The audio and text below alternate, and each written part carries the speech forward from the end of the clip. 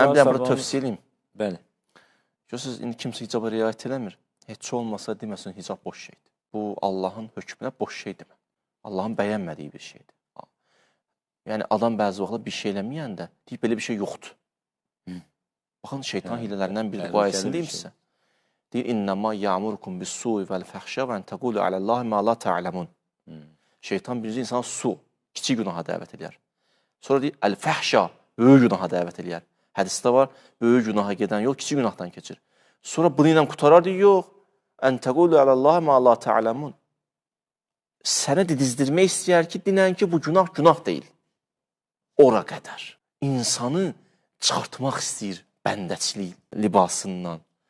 İnsanı nəinki günah etdirmək istəyir şeytan. İstəyirsin ki, dinən bu günah deyil, boş şeydir. Kimdir buna deyir günahdır? Kim deyir səlam almaq olmaz? O da ticarətdir.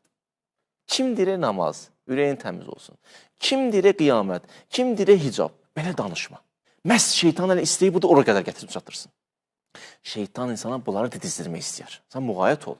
Xanım, indi hicaba riayət eləmişsə, demə boş şeydir də. Axı, sən heç oxumamısan da niyə boş şey deyirsən?